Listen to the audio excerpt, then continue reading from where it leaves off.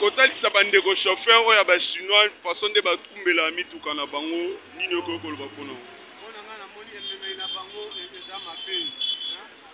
soki mona klase azalaki wabe ini ezalaki ane enge esala bie te tosebika ndenge moto afuki te topesi ezamanaka merci bajeune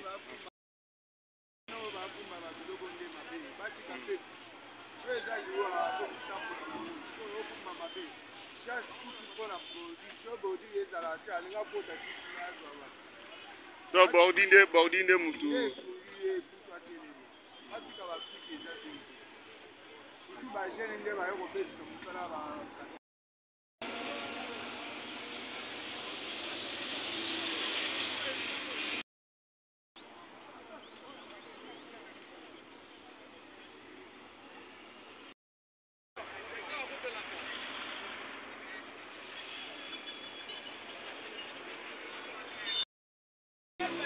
mbote mo capitaine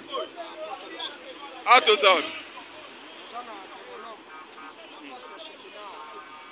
expliquer na bayimboka nanu toyebi te mutuka oyo emati likolo ya bordi boye eza excès de vitesse ou bien bazalaki na panne nde komatela boye osisa course na ye a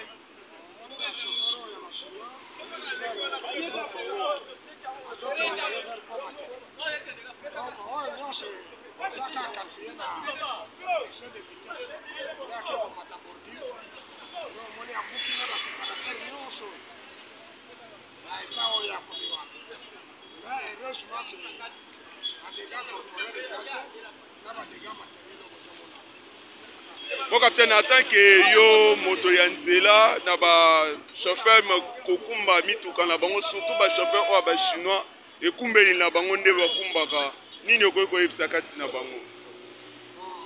oyo nyonso yango bakonzika biso ya polisi baza deplore ezaka basivisme routier chauffeur fa yeba azorole na vitesse nini epuis aza na kati ya agglomération boye akotambola ndenge nini ntango afongoli deja na mai ya ntina azomona nzela eza libre c'est comme ça le civisme oyo nde ye opose badega nyonso merci beaucoup mon frère. c'est moi qui